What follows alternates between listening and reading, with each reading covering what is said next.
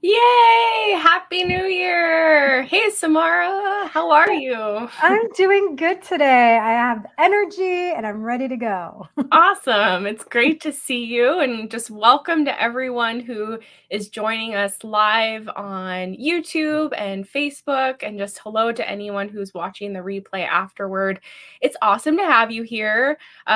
This is a call Samara and I currently do about once a month together, where it's really a Sinclair Method Q&A and conversation where we answer all of your questions, respond to your thoughts, or just anything really related to naltrexone and TSM, and using this modality to get free from problem drinking. And if you're here, you probably know the Sinclair Method is not an abstinence-based treatment.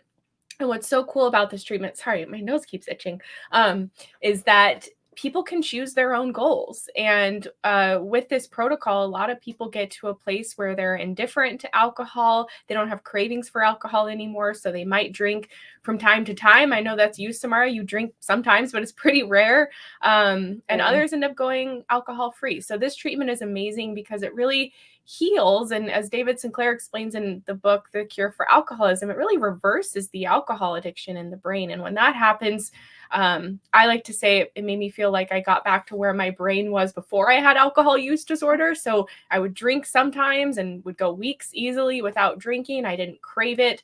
I would go overboard back then, but I didn't have that addictive mindset and compulsion around drinking. So we're really excited to be here today. Happy New Year to Jean, who's here. Hi, And Jane. I think that's Matt, who's in there. Hello, everyone. And hello to everyone else who's here. So if you guys are here watching, whether you're on Facebook or YouTube, if you have questions for us, please feel free to put them in the comments and we'll do our best to get to them. Usually it's not too huge of a crowd, so we can get to all of the questions usually in my experience. So please feel free to drop them in and we'll do our best to answer them. Of course, Samara and I, we are coming at this from the perspective of Sinclair Method coaches. We also have our own personal experience with the method, but we're not doctors, so we can't give medical advice. So if you have specific questions around, medical things regarding naltrexone, perhaps we can speak from our experience, but we always advise you to ask your doctor as well.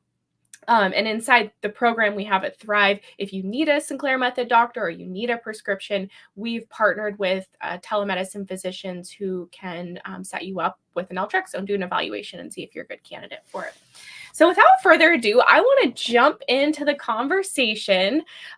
We wanted to kick things off today really to hear from something Samara brought up that I think is super important for anyone and everyone, whether you're on the Sinclair Method, you're considering the Sinclair Method, really to get Samara's input on something she's experienced, because she helps in our TikTok channel and managing the comments. And something that's so cool about, reaching these wide audiences on these social media channels is you really get a sense of kind of that diverse collective mindset on how people view recovery, how people view TSM, whether for better or for worse, or how they view abstinence-based recovery. And so you get to see all these diverse opinions. Sometimes they're not very friendly or kind, but it really gives you a pulse on, the collective mindset and what people think about what it means to recover. And Samara, you have your own, obviously, experience with your own kind of mindset and belief system and shifts as you kind of were in and out of AA for decades, I believe, and really tried to control or quit your drinking for years and years and years.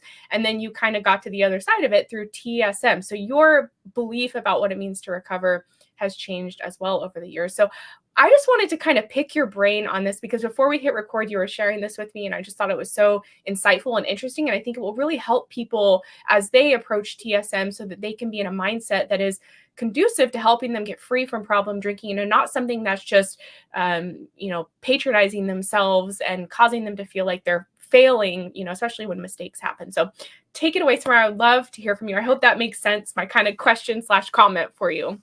Yeah, for sure. Yeah. So this is a subject that I've been pondering for a couple of weeks now, and it's just kind of blows my mind.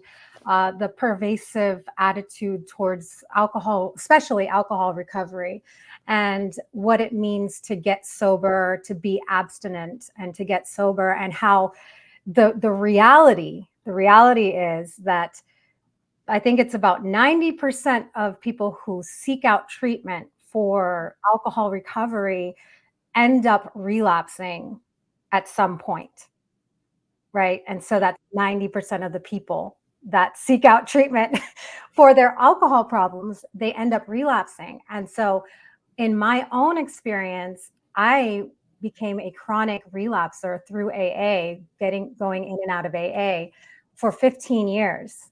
And I really thought about what could have changed for me, like what, that long 15 years of relapsing over and over again. Every single time I got sober, I thought that that was the time that I was going to stay sober. So why was I basically delusional? Right? Like delusional thinking thought that, oh, this time I'm going to stay sober.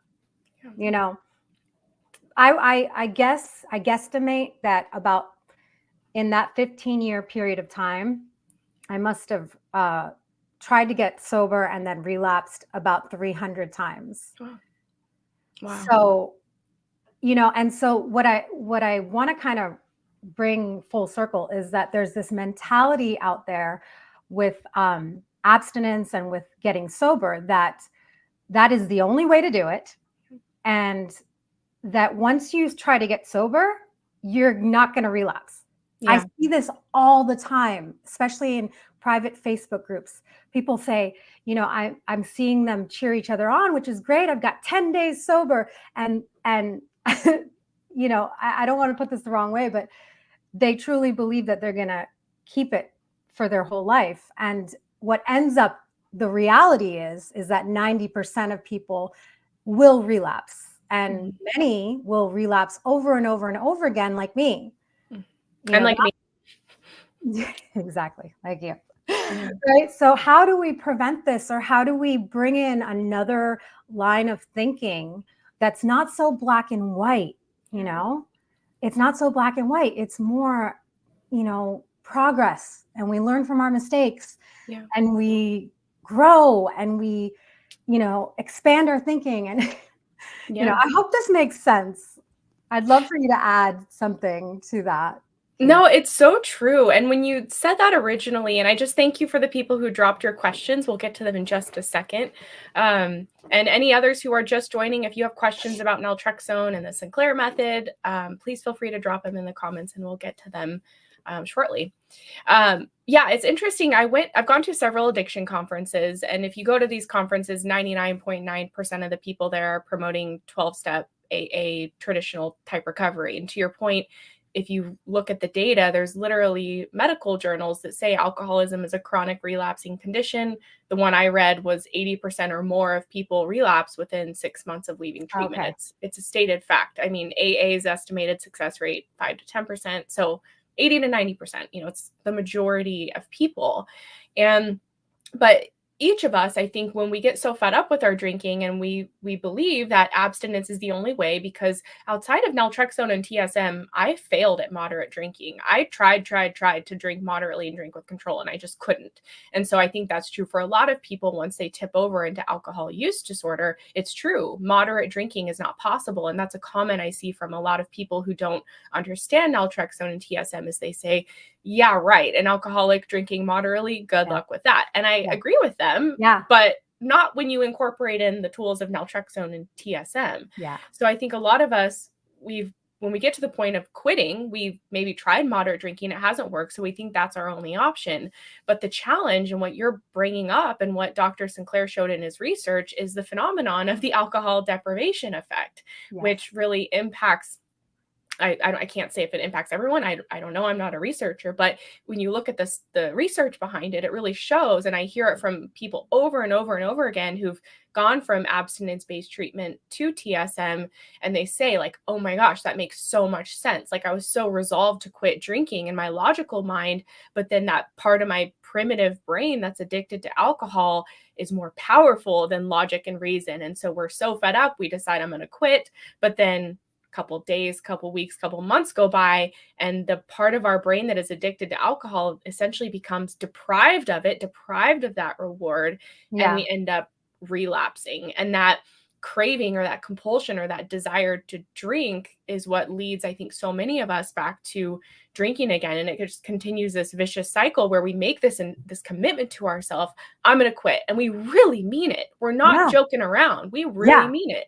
But then we fail this commitment to ourselves, and it causes us to feel out of integrity. We just feel like failures, and it just it causes this really defeating cycle that so many of us can get stuck in. And so to speak to this, I think it's really important because a lot of people come to TSM just like you did, just like I did, having tried so many other things and failed so many other things where they're like, well, if this doesn't work, I'm screwed. I hear that all the time. I felt that way too.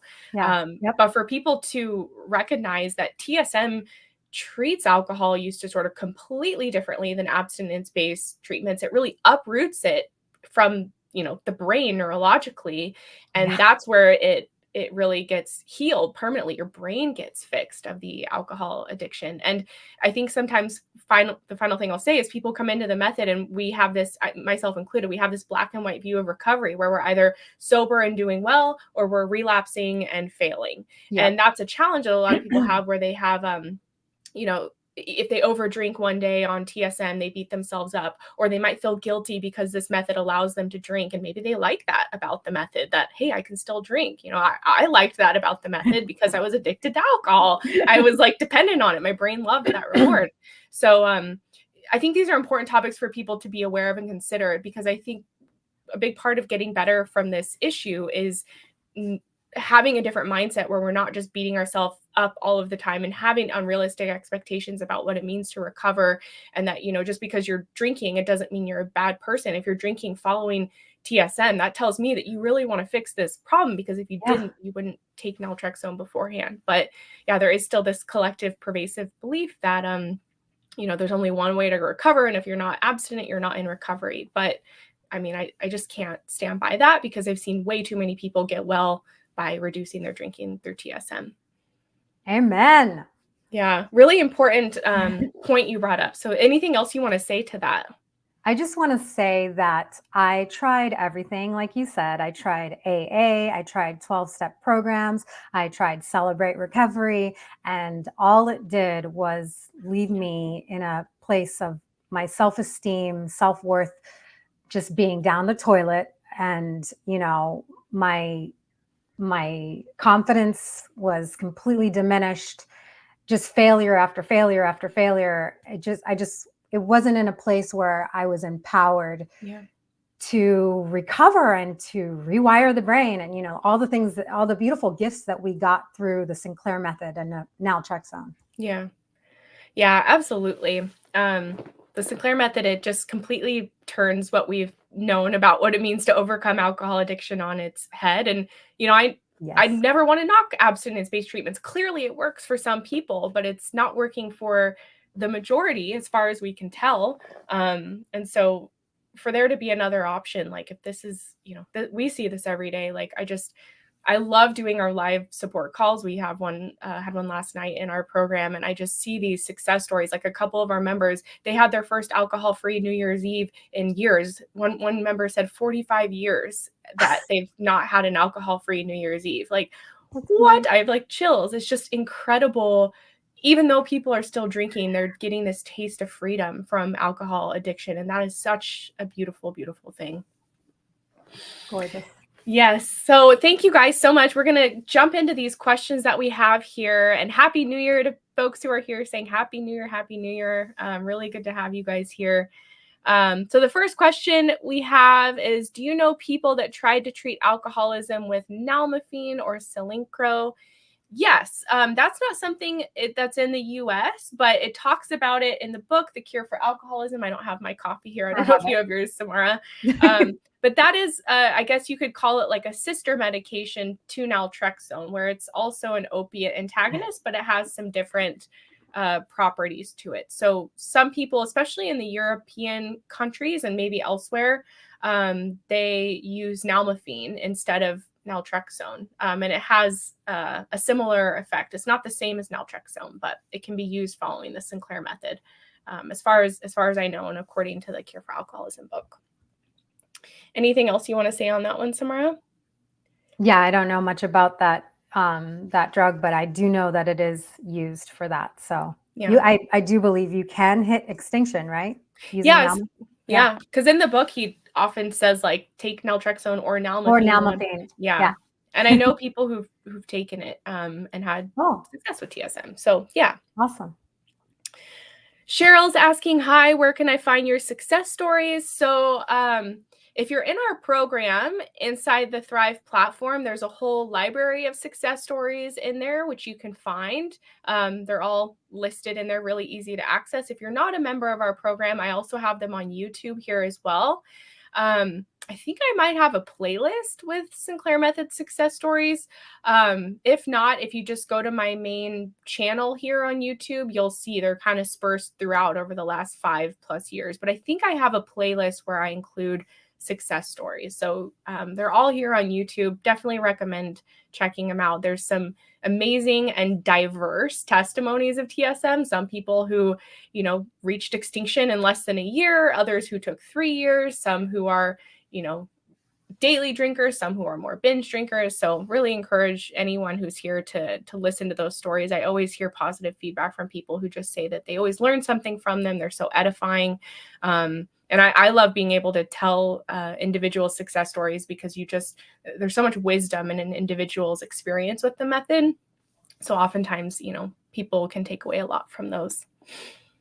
Yeah, we really encourage others on, our members on the platform to watch those success stories and take them in, because I know for me, it went during my TSM journey, I got a lot out of those success stories, and it really inspired me and motivated me. Like, if they can do it, I can do it, right? Totally.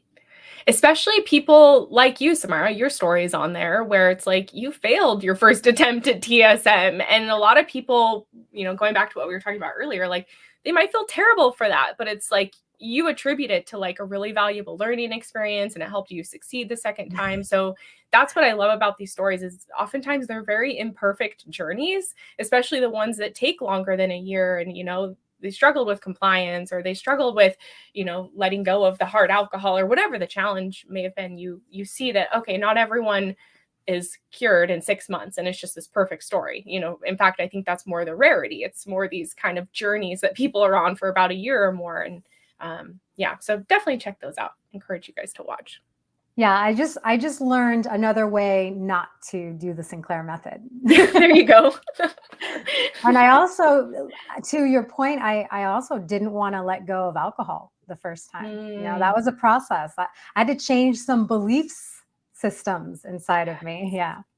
That is like, I feel like we could devote a whole episode to that in and of itself, because so many of us, like we were talking about this on the group call last night as well, where it feels like we're in this relationship with alcohol and it's intertwined into so many areas of our lives for years or decades. And so there's so many aspects of our lives that are touched, even though we're still drinking. The fact that we're trying to redefine it and no longer be someone who's dependent on alcohol and relies on alcohol to cope. I mean, that's a healing process that takes time. I think that's one of the reasons this is not a quick fix, because the medicine is helping our brain desire and crave less alcohol and have more control. But if we have a belief that's, underlying that, saying, oh, I need alcohol to cope, or I don't know who I am without alcohol, or I can't socialize without alcohol, that's going to fight the medicine and cause people to be non-compliant and kind of, out drink the medicine, if you will, or do all these things where maybe they're compliant, but they're not waiting a full hour, or maybe they're compliant, but they're still not eating, or maybe they're compliant and they're not being mindful. They're just plowing through their drinks. We can take the medicine, but kind of simultaneously fight the medicine if we've got these underlying beliefs and things that are ultimately driving our behaviors. And I know you host a workshop in Thrive on that, questioning your beliefs around alcohol. Yes. It's such an important component that, again, anything else you want to say on that before we jump to the next question? Like I said, we could spend a whole episode, but yeah, for sure. And I love talking about this. It's like one of my favorite topics. But yeah, it's just it's a process, and just being really kind and gentle with yourself while you're going through these healing changes, and being curious, like really being curious about your beliefs about alcohol and defining what they are, and then maybe challenging them, Yeah. challenging that belief. And there's a lot of growth that is happening there. And that's why it's a process, and it's Yeah. kind of out of our comfort zone, to go Oh, there. way out of the comfort zone it is. Yeah. Yeah. I always remember a client I had who, she's a member in our program, and we were chatting one-on-one, and she'd really struggled with seeing naltrexone, like she was about to give up on naltrexone. And we were chatting, and she said something that really struck me, where she just said that, I love my bottle of wine at night. Like, I don't want to let that go. Like, it's a part of me. I love that ritual. I love Yep. that wine I drink. And that was just, a really powerful aha moment for both of us, that if you're taking naltrexone compliantly, but then simultaneously you have this underlying belief that, hey, I'm attached to this bottle of wine a night ritual. Like, I don't know who I'd be without that. There's nothing else I want to do outside of that. That belief alone, even if you're compliant with the medicine, will not let the medication work. It's maybe if you're taking a pill to help you with weight loss, but you're still eating, bonbons and ice cream every night. It's like, well, that might not work, or work as effectively. And so it is this process of changing our beliefs, or like you said, questioning them, challenging them, becoming curious. Like, why do I love that bottle of wine? What is it giving me? What need do I have that it's meeting? For a Yes. lot of us, maybe we're coping it, we're using it to cope or to numb out. And it's like, okay, well, then what other way can I experiment with coping? Yeah. Not to say you're letting go of the wine, but maybe I'll take a hot bath first, or maybe I'll take myself out to an ice cream first and try that. It's this process of Yep. giving yourself permission to try other things, and slowly detaching from this identity that's so linked to, your relationship out with alcohol and your drinking and your drink of choice. But it's a process, and it's honestly, it's painful. There was a mourning period for me, and I know we've talked about this Yeah. before. It's not easy. It's like we're losing a toxic lover or a best friend in some way, Yeah. where it's just like, this has been great, but it's also destructive. But I love Yeah. you, but I also hate you. Yep. Like, And what? it's okay to be honest with ourselves about it, like it's real. Like I really did. I was losing my best friend of 25 years. Yeah. Drinking was not going to be the same for me anymore. And I had to mourn that, and I grieved the friendship, Yeah. you Honestly. know? And I think that's something that maybe we don't talk about enough in the Sinclair Method world, because it really is this internal healing journey, where even though we still have alcohol in our life, it's like, okay, we're just friends now, or we're just acquaintances. We keep going. It's a relationship, so we're going to talk about it like Yeah. that. But Yeah. it's like, okay, I want it to be an acquaintance and not like a roommate that's living with me and we hang out 24/7, Right. Right. And that takes a lot of change, especially if you're like me and you're a daily drinker and it's intertwined into everything you do for 10 years. It's like, Yeah. who am I if I go to a party and I don't drink? Like, what will everyone say about me? What will they Yes. think? And what do I do after a stressful day if I don't want to lean on a bottle of wine? Well, how else do I cope? And that's a process. And I think the default easy choice is to keep doing what we've been doing, but that's where people hit that TSM plateau and stay Yep. stagnant. And there's room for that. Like, there's a lot of learning that can happen in a plateau period, but we Yes. can't stay there. Very well said. Yeah. Okay.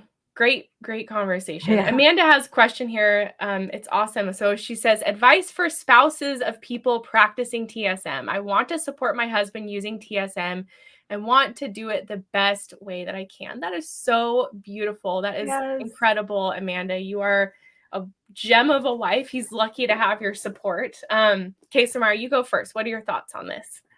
Oh, yes. I love this topic too. The support system. It's so good that you are inquiring and that you're here. So I just commend you for being here and wanting to learn more. I think having an open mind about your husband's dependence on alcohol, right? Or your partner's dependence or addiction, having an open mind about what it must feel like for us. That was really helpful for me so my support system was my mom mainly. And at first, she was like most outsiders. She was like, well, why can't you just stop? Come on, just stop. Just have two and that's it. What's wrong with you? I know.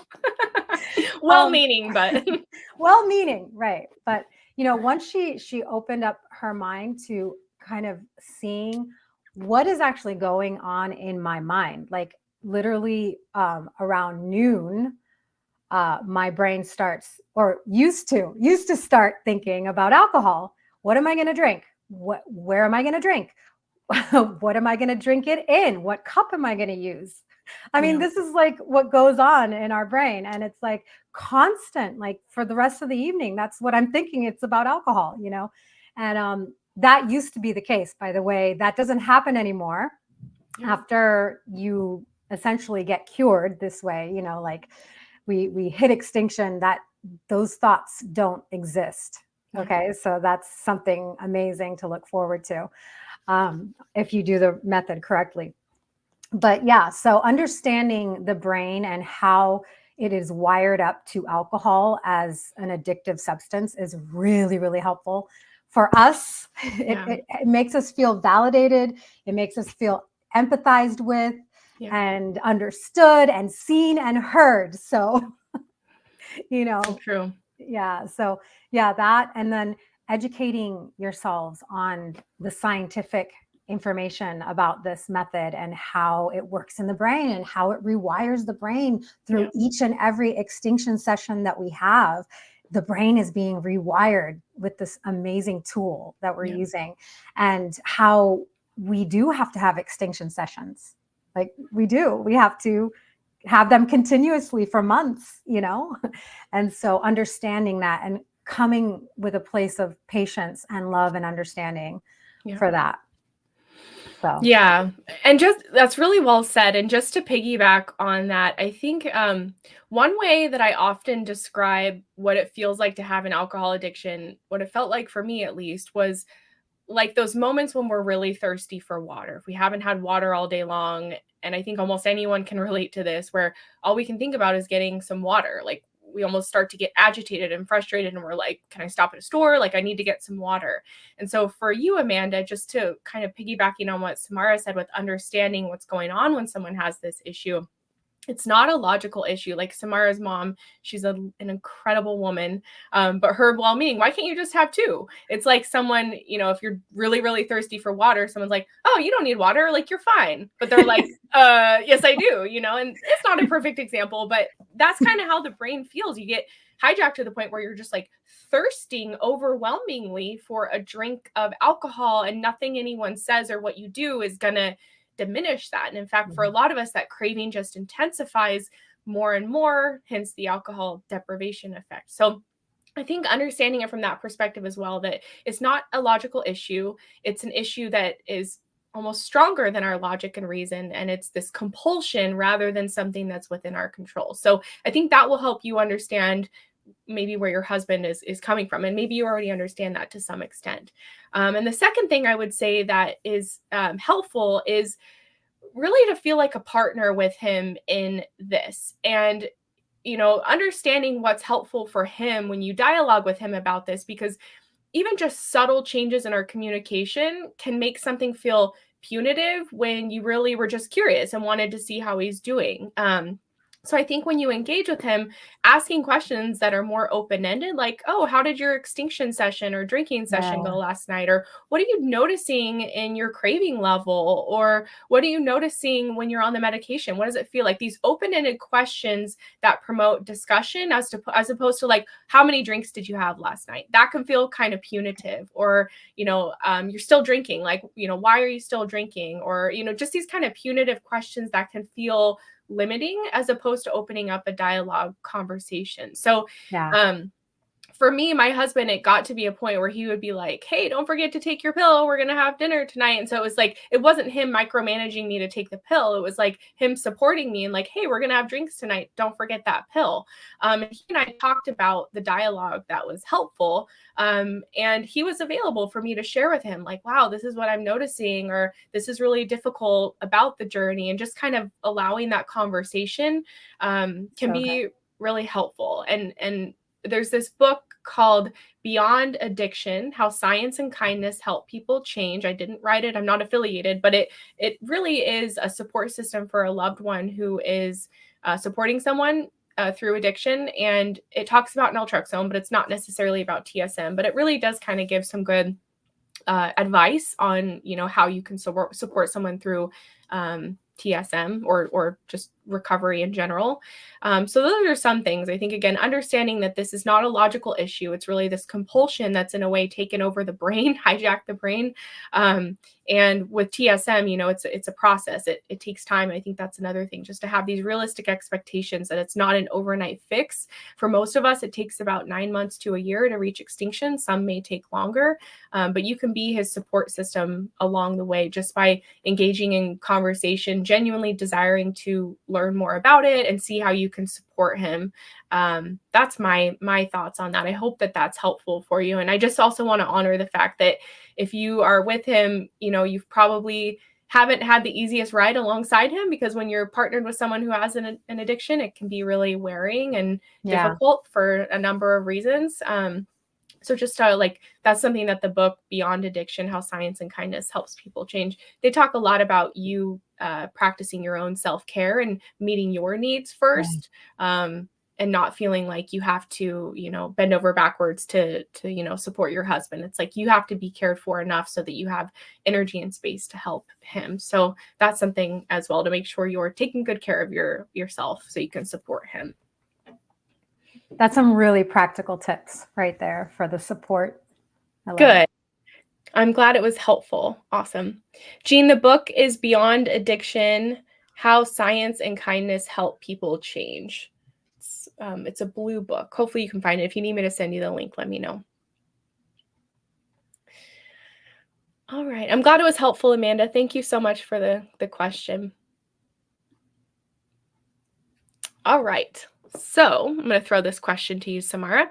I'm on TSM for about 2 years. I absolutely notice progress, but lately I'm sometimes drinking before the hour has passed. So they're taking naltrexone, but they're not waiting the full hour before they start drinking, which is the golden rule of TSM. Do you have tips on how to get back on track with my compliance? Samara, I know you struggled with compliance on your first TSM go, so I'd love to hear your thoughts on this. Yeah, that's a great question. And, it's really good to just honor where you're at, and just what you're doing right now. You're acknowledging where you're at and you're being honest. And that's the first step. That's great. So you're on the good trajectory. And so from there, I'm going to go into my own personal story. I was struggling in that way. It was really hard for me to wait the whole hour at first. And, I made a lot of mistakes in that department, including crazy stuff like taking my naltrexone with my first drink. Like back then, I didn't know much about what I was doing. So I was kind of innocently just, doing my thing. Then after that, the second time around, I did read the book by then. And so I knew better what I was doing. But that being said, all those mistakes aside, and I still ended up here where I'm at. So, that tells you something. So there is room for mistakes, but once we learn the importance of waiting that whole hour. So the first step for me was learning how important it was, like how crucial it was for me to wait that whole hour. And I got that information from reading the book and seeing the scientific evidence of it on paper, in front of me. And that seeing that really just hit me, the naltrexone needs time to get up to the receptors and shut them down. So I'm not giving myself enough time if I only wait 30 minutes or maybe 45 minutes and then I drink. I'm not giving it enough time to work, to do the best job that it can do, And so I had to get real with myself about that. And, I had a moment, I had a come to Jesus moment. I was like, am I going to keep messing around or am I going to do this? This was, by the way, this was the second time around when I, when I got serious about it. And so that was one part.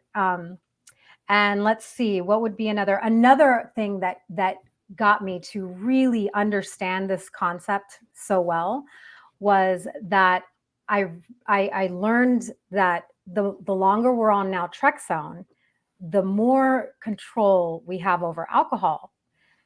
essentially every month that we're on naltrexone longer, we are giving our brain more and more control, right, over alcohol.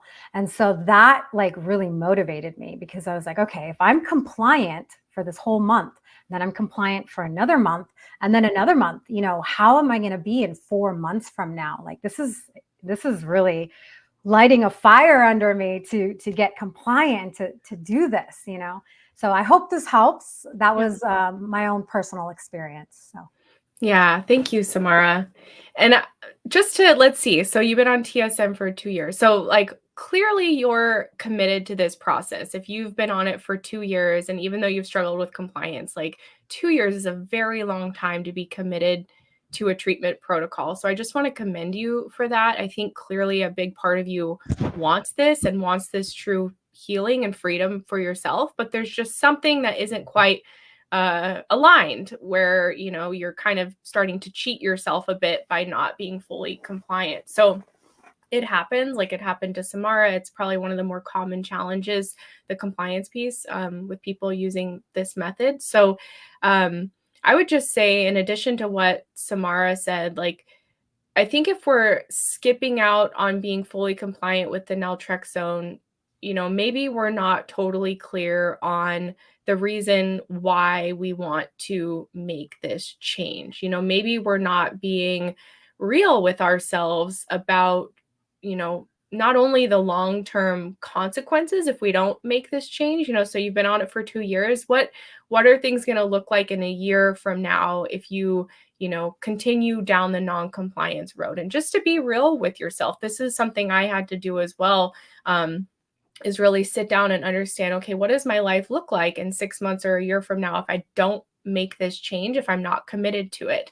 yeah. Is it going to be better or worse? Where are we going to be with it? And conversely, where is my life going to be if I do make this change? What are those deeply seated goals and dreams and wishes and aspirations you've had for years or decades that maybe you've kind of started to ignore, or they've just got put to the back burner because alcohol's taken a front seat? Because with the use disorder, it really does kind of hijack our brain and becomes our number one priority in life. So for me, I think it's really helpful to understand and do these kind of like internal thought exercises or writing exercises where you just spend time really thinking about, the realities of where you're going to be in 6 months to a year from now if you do make this change or if you don't make this change. And for me, that can really give us a perspective, because when we have alcohol use disorder, this was true for me, it was hard for me to think long term. I was always just thinking about my next drink, my drink that day. Am I drinking today? Am I not? I have this urge to drink. I'm going to drink. So thinking about like, sacrificing momentary pleasures for a goal I wanted to make in 6 months wasn't really top of mind for me, No. because I was just so focused on the next drink. And so when we can take that time to think about the future and not just this momentary buzz we're looking to get, that can really help us, I think, start to make decisions in this moment that really, as James Clear says in the book Atomic Habits, the decisions we're making that are casting that vote for our future self. Because if you're not compliant today, you're basically casting a vote that's saying, I'm not really serious about, changing my relationship with alcohol. I'm not really serious about getting free from this. For my future self. And not to condemn you in any way for this, I just want you to be really serious about and honest with yourself about what's going on. And also something that was really helpful for me was to think about the current consequences that I was facing related to my drinking, and use that as almost like a fear motivator. And I used a success motivator as well. But first, the fear one was, man, my liver was hurting all of the time. Like, or every time after I drink, I wake up and my liver was starting to cramp. Wow. And I'm like, what is going on here? I almost got a DUI. I would drink and drive regularly and I didn't get caught. But one time I did get pulled over and I should have gotten a DUI. And so that was very eye-opening for me, because I really did not want to get a DUI and I got really close to getting one.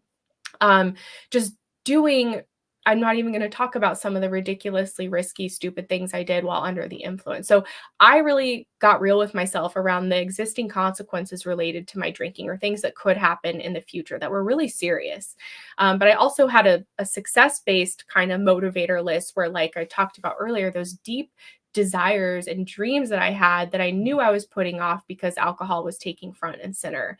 And I got really honest with myself around those things that I really wanted to go after. And this all helped me kind of clarify my bigger reasons why. I had lots of reasons why I wanted to make this change. And when I got clear on that, it motivated me in the moment to make the small sacrifices to work toward that future version of myself.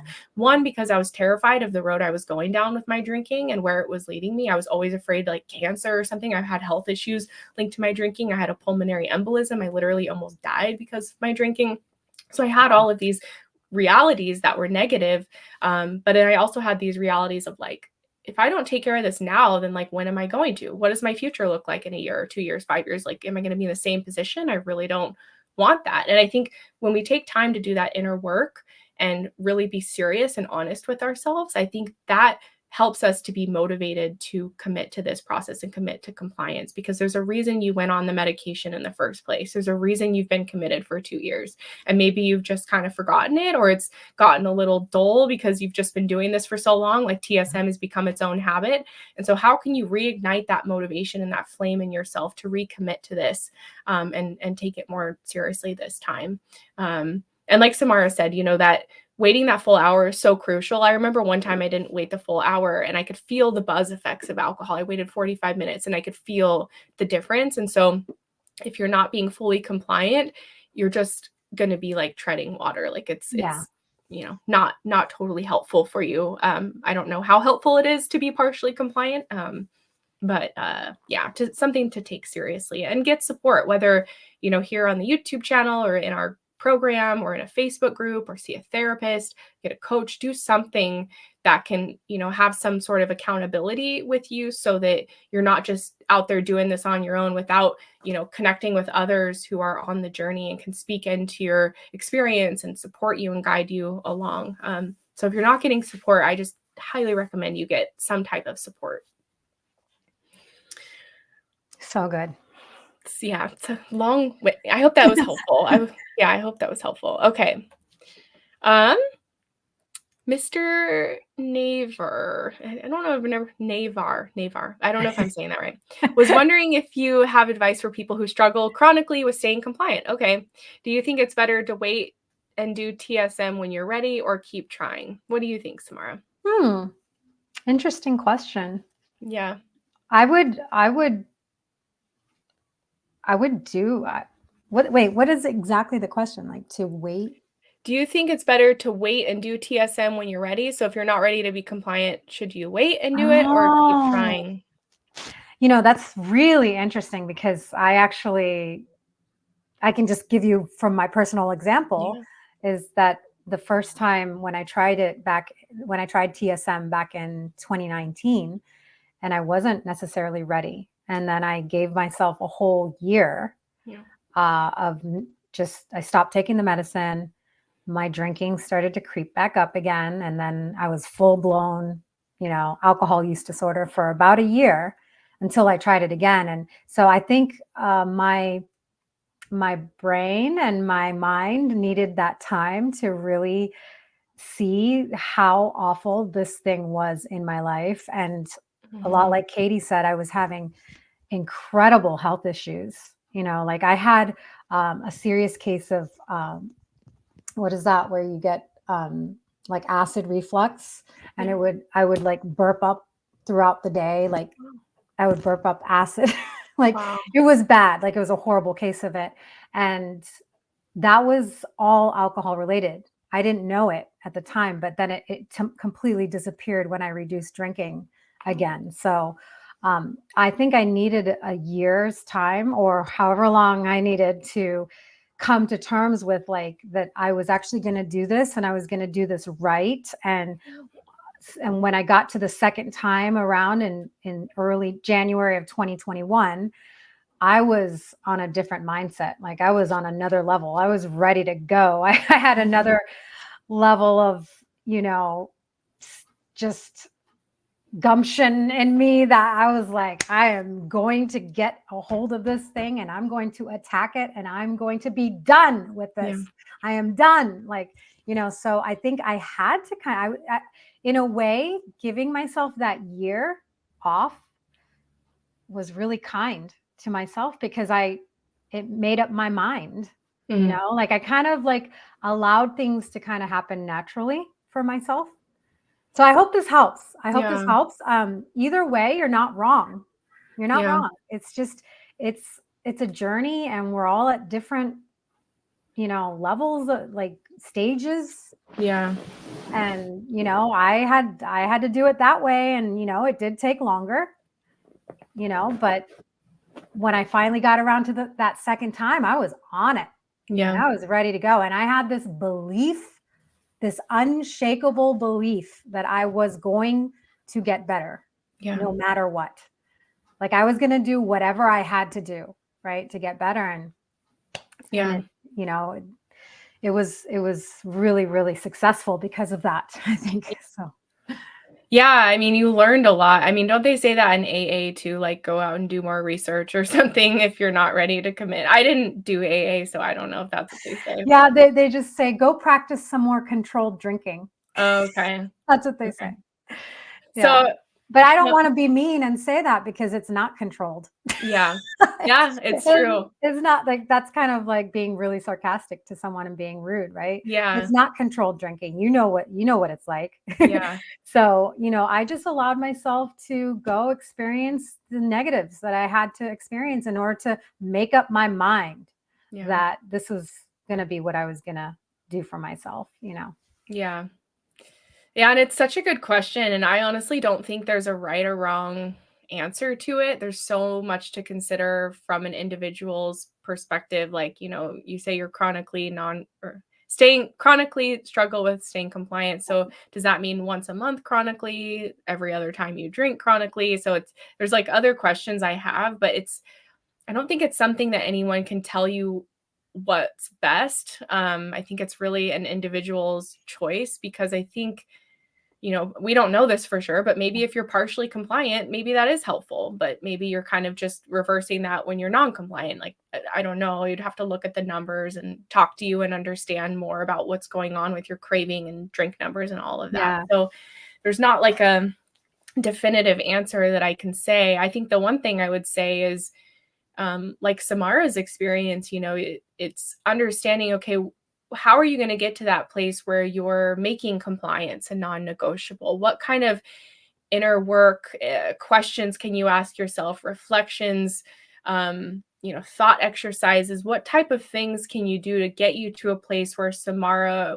was at, where she got to, where she was just, I remember you called it purposeful TSM. Like you Yeah. got to a point where you were so fed up that you were like, I'm going to make this work no matter how long it takes, no matter what. It's my number one focus. Like that's not something we can bottle up and sell to you and say, here, do this. And you're going to be in that 100% commitment place.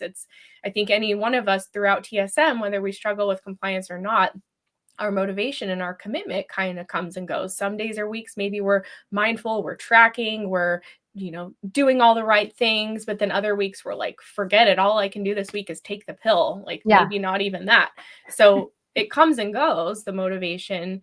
And so we can't rely on us always just feeling like doing it. It's more, again, about thinking about our future and what we want for ourselves and doing whatever it takes to be able to make that commitment to ourselves that compliance is going to be a non-negotiable.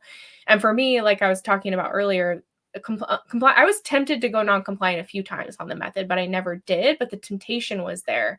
But for me, what was helpful was like I said, I was thinking about my future and like this person I wanted to be, that alcohol was preventing me from being someone who had passion in life, who felt well on a daily basis, who I always had this vision of myself Saturday morning at a coffee shop, like feeling well, because every Saturday morning I'd be deathly ill in bed from a hangover or starting drinking already. So I had this vision of this future that I deeply wanted for myself. And I think all of us have that within us. But when we drink for years or decades, it kind of gets masked and forgotten about. So I Yeah. like resurrected this person I wanted to be, and I held on to that vision while simultaneously being real with myself around, if I don't make this change, like maybe I will get cancer, maybe something will happen with my liver, maybe I will get a DUI, maybe I'll do something hurtful to someone I love and regret it for the rest of my life. So that was what kept me compliant throughout this journey, was just constantly revisiting that future I wanted for myself and the realities of what going non-compliant would be. But yeah, I don't have a definitive answer for you, and I'm sorry to not, but I think it's a very personal choice. And if anything during this time, whether you're, partially compliant or going totally non-compliant, how can you get to a place where you can make compliance a non-negotiable? I love that. Thinking about your future, thinking about these consequences, the costs of drinking, the benefits of, what extinction looks like, and really getting clear on that vision of yourself when extinction is no longer, or when you've reached extinction and alcohol is no longer an issue for you. We have exercises in our program devoted to this, just to help you get a vision for what you want for your future. And I think that's so important, because with AUD, we can just get so caught up in the day to day and the day to day of drinking, and that kind of feeding that craving every day, just responding to that every day and not Yeah. thinking long term. Yeah, so good. I just want to give you guys a little story. You talking about this, Katie, reminded me. This would happen pretty often, but I would take the pill compliantly, and I would say, "Please let this pill be bunk." What do you mean? Like I had this little wish that the pill wouldn't work. Oh, wow. Yeah, like I had a little wish. I would wish, like, oh, let this pill be. You know what bunk means? Yeah. Bunk, like it's a Like pill, fake, like a or sugar pill, like it doesn't okay. work. And so I would just wish that, but I would take it anyways. It was almost like I was like just kind of forcing myself to be Wow. compliant, and like maybe kicking and screaming along the way or something, Yeah. Like I'm such a typically stubborn person. So I just would take it, but I'd wish inside that it wouldn't work. Wow. Yeah, that's Wow. just like a glimpse into the reality of Yeah. what we go through on the Sinclair Method, Yeah. and the real struggles. And it is getting out of our comfort zone. Yeah. Yeah, it totally changes the drinking experience. I think one of our members said, I'm actually used to drinking on naltrexone now. I don't remember what it was like to drink without it. So it's something that we can adapt to, I think, for the better, hopefully. But others really miss that familiar buzz that alcohol brings. And just a practical thing, one of the physicians we work with, when someone struggles with compliance, I think he has them take it every day, regardless of if they're drinking. And I know that's not TSM, but in his mind, he wants them to be consistent and always have the medicine rather than risk drinking without it. So I think that can be a starting point for some people, it seems. Again, not medical advice, just one of the doctors we work with, that's his practice. Yeah, but it's a real challenge. It is. And this has been what the main subject today. So interesting. Yeah. Yeah. Compliance for All the right. new year. Compliance for the Yeah. new year. Yeah. It's a real challenge. Okay. Suzanne, after only a month of taking naltrexone, I have reduced my drinking by more than half. That's incredible. I'm so happy, but I don't know if I'm supposed to take the pill on my 2 dry days per week. Should I? So just real quick, we're not doctors, but Samara and I specialize in and our success stories of the Sinclair Method. So we're Sinclair Method coaches. So following that protocol, according to the book, Samara Has the Cure for Alcoholism, David Sinclair showed that with his protocol, people would take naltrexone 1 hour before drinking. So in his research, it was not taken on the alcohol-free days. And he talks about that in the book. If you haven't gotten the book, I definitely recommend, because he talks about why it's important to take it before drinking, why it's not needed on those alcohol-free days. So I hope that helps. Interesting what Steve Rowe says. Hey, Steve, he's your Sinclair Method coach. Good to have you here. He said, I had to swap from naltrexone to nalmefene 6 months into the program because of a shortage of naltrexone in Spain. That's Oh, interesting. wow. I noticed no difference in progress and still got to extinction. So I know someone earlier had a question about nalmefene. So that's really good to know. Yeah, thank you so much, Steve, for that information. That was very helpful. Thank you. Oh, and I just want to read what Helena says. I am one of those people who couldn't imagine a day without my white wine. It has taken a lot of work to change that relationship. Yes. Especially white wine. White wine and red wine, they seem to be like the kryptonite. I know it was true for me. It's like, yeah, it's hard to let that go. And I just give you kudos, Helena, because I know you've been at this for a while. So that's good to hear. Yeah, I just want to acknowledge you, Helena, for this amazing work that you've done on yourself. Keep going. Yeah, absolutely. She's one of those people that has not given up. She's not been a quick responder. I know that. I hope you don't mind me mentioning that, but I know you mentioned it on our last live. So like just your perseverance, I think is really incredible because it has not been an instant journey for you.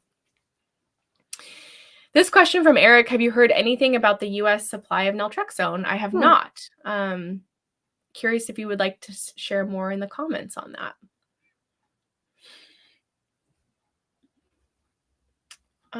This person says, from listening today, I've realized I have been compliant but stopped progressing because I haven't replaced the wine with another comfort measure. Wow. I am thrilled to hear that that's a takeaway, because that's a huge epiphany, honestly, to kind of see that opportunity for you that, the wine has been your comfort. Honestly, wine and drinking was my comfort blanket. And so I started to literally wrap myself in a super cozy blanket and comfy pajamas and a hot tea because I was like, alcohol's my comfort blanket. That's how I could see I had this need, and that was the need it was meeting. It was comforting me. So for you to see that, that can be pivotal, I think, in your TSM journey. Anything you want to say to that, Samara? No, well, yes, I want to say press into that. And that is just beautiful that you were able to have that awareness. And now you can do something about it, right? Now you can experiment, right? Experiment with different ideas, different drinks. I switched drinks, in my TSM journey, I switched drinks, and a lot of people do. It's common. So. And that's honestly what progress looks like on TSM. It's these little moments of epiphanies, I think, that come to us when we can just kind of be curious about our habits and what's going on and, attend things like this. If you're in our program, review the courses, the materials, reach out to people, just because little nuggets of insight, that might seem like something insignificant that you've had this realization, but honestly, that's going to send you on a whole new trajectory of you being aware of the fact that wine is a comfort. You're relying on it in that way. Now, how can you start to rely on other things for a comfort? Like that's going to transform things for you. And so these little insights, are how we progress on the method. It's not this overnight fix where all of a sudden we're cured and everything's good. It's these day-to-day, moment-to-moment small things we're doing to change our habits, that really add up to, success with the method, whether it's a year later, 2 years later, or even longer. Steve, yes, please feel free to post the PDF version of The Cure for Alcoholism. Please go ahead. Yeah, do that anytime. I want to give a shout out to Minecrafts, an alcohol-free day today. Yeah. Awesome. You know who you are. Minecraft's Last Screen Man. Yes. So I want to read abbreviated. Been on TSM since early May, and this is only my 3rd AF day, but I know I'm finally ready for 2 or possibly 3 AF days in a row. Daily drinker for 20 years. Wow. That's amazing, Minecraft. Wow. And I think I appreciate what you said because you've been on the method for more than 6 months now, and you're on your 3rd AF day. And so I think that paints a picture for people. Like, this is not an instant fix, but clearly, like you say, you've been a daily drinker for 20 years. So that's a very ingrained habit and ritual, probably a little bit stubborn, that habit, you've been doing it for so long that, wow, like for you to be on a place now where you're having regular alcohol-free days and you can see, what the future is going to hold. Like, I commend you. That's amazing. And just that slow build on those alcohol-free days that's what we promote, right? That's what we encourage is, just slowly start building on them and let one become into two, and then two come into three, and three become four, right? Exactly. Yeah, it's this slow build because you want to maintain your progress. You don't want to do too much all at once because it can kind of backfire. I've just seen that happen. So kudos to you. I see we're at the hour. Samara, do you have another couple minutes to do the rest of the questions? Okay. Yeah, sure. All right, go a little bit long today. So Jennifer, she says, hi, have struggled for a while on naltrexone, get magnified hangovers at 50 milligrams after slowly increasing dosage. I really want this to work, but getting discouraged. Samara, do you want to speak to your experience with the side effects of naltrexone? Again, this is Samara's experience, not medical advice, but would you like to speak to that? Well, yes, this has been common. The magnified hangover is something that a lot of us experience with this. And I think for me, in my personal journey, it was really about a perspective shift and just this understanding that I was like seriously attacking this drinking problem in a short amount of time. Even 1 to 2 years is a short amount of time compared to 25 years that I was drinking, right? So, having this mindset shift where, this isn't necessarily long term. At some point, I'm going to be done with naltrexone for the most part. And then I'll just use it at maintenance levels. I'll just use it sparingly when I want to drink on a special occasion, right? So that I had like a future vision of where I wanted to be with alcohol that did not include me drinking daily or even weekly. And that was part of the personal goals that I set for myself according to my own values. I valued health and wellness. Those are my values now, currently. And so I knew that if I wanted to really be healthy in my body, mind, and spirit, for me personally, it did not include drinking weekly, even. So I knew that the outcome for me was going to be much less naltrexone. So I was able to overcome all of those, they're typically mild side effects because, it's a hangover and hangovers suck. And actually, you know what? It kind of strengthened my resolve to be done with hangovers, Yeah. It strengthened me. Like having those that's a real mindset shift. Having those worst hangovers made me stronger to be done with hangovers altogether, So it kind of really pushed me toward getting better. Yeah. Rewiring the brain once and for all. Freedom from this. Freedom from hangovers. No more hangovers. So hopefully this helps. Yeah, and I'm curious, Jennifer, like how long you've been on the method for, because some people do have more intense hangovers with naltrexone. It happened for me, but from my personal experience, it was something that happened after I'd been on the method and medication a while, and I was taking naltrexone, once every couple weeks or something. So I was drinking a couple times a month and taking naltrexone a couple times a month. So it was kind of a conclusion that I drew where it's like my body wasn't used to alcohol anymore. Like my husband, he's not a heavy drinker. So even if he has more than 2 glasses of wine, he's hungover the next day. So his body's not tolerant to alcohol. And I feel like that's where I got to because I wasn't drinking very much. And so I became more sensitive to the alcohol, but also I think sensitive to the naltrexone. And I asked a doctor because I wasn't taking naltrexone very often. So I don't know if you're still drinking daily, Jennifer, or if you're drinking more infrequently. A doctor told me one time that, kind of the hangover effects that come when we on naltrexone that some people report, it's like naltrexone's blocking the rewarding or the pleasurable endorphin effects from alcohol. So it's almost like the unpleasurable effects, the effects of a hangover can be enhanced for some people. And so I don't know exactly what's happening with you. But me personally, before I was even on naltrexone and TSM, I used to take activated charcoal at the end of a night of drinking. And I swear, and I would drink a ton of water, and I swear that it helped absorb the alcohol and I would be less hungover the next day. So that was something I did before TSM. When I would drink a lot and try to avoid the hangover, I would take activated charcoal. I don't know if it's helpful. I've tried to find research on it and I couldn't. But that is used to help people with other stomach issues and things like that. So that's something I did. Also, talk to your doctor about this. I don't know if they have, suggestions to help mitigate the side effects. Like Samara was kind of saying, the longer I was on the method and the less I was drinking, when I would have 2 drinks and I'd be hungover, it was kind of a deterrent from me to drink again, or to just, focus on drinking less, or, it was kind of a negative motivator, if you will, to continue working on my relationship with alcohol.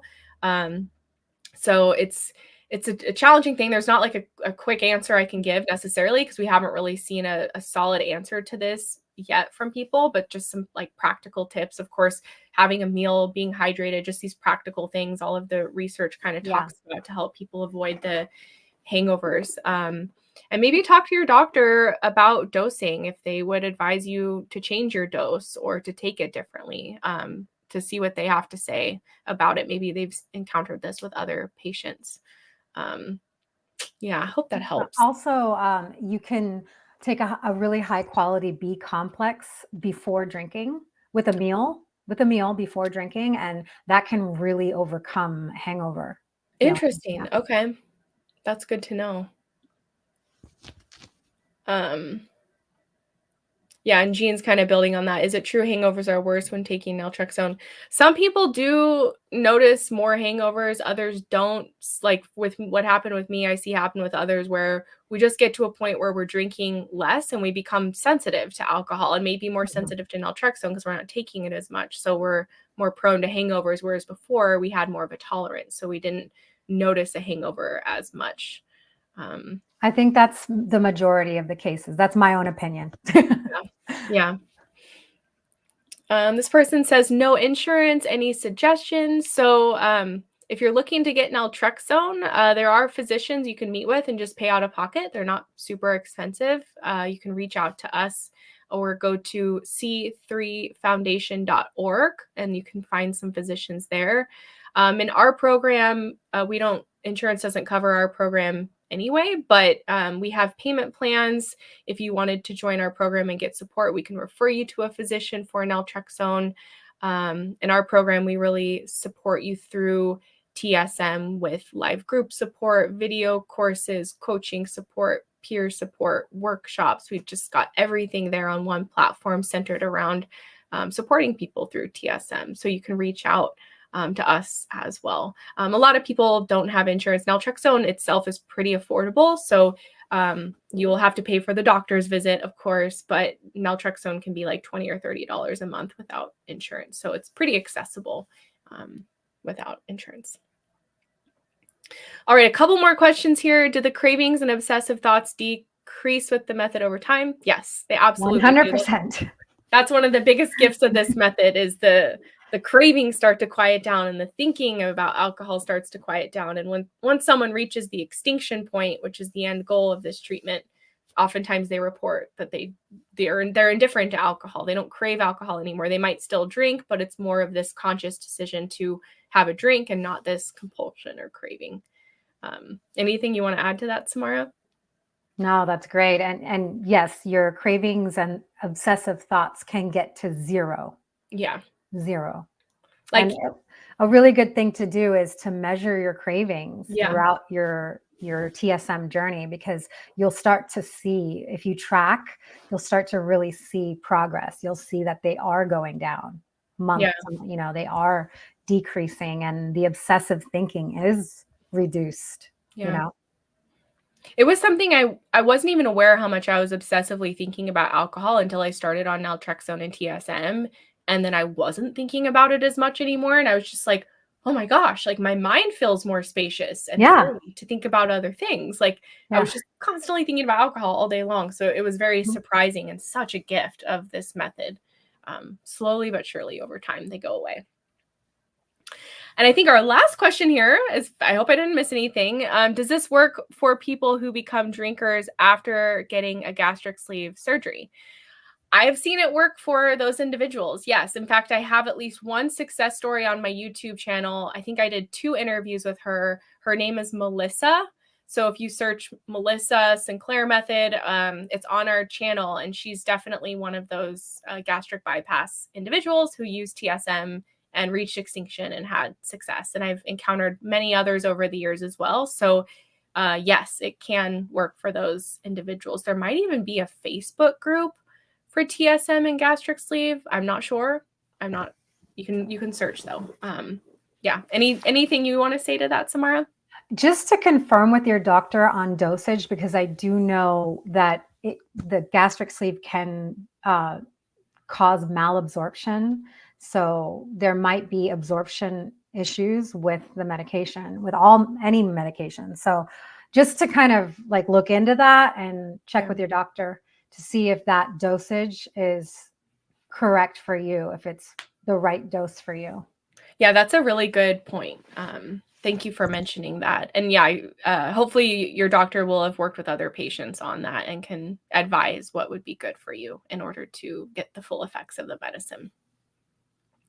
Did I miss anything, Samara? Is there anything else you see here? I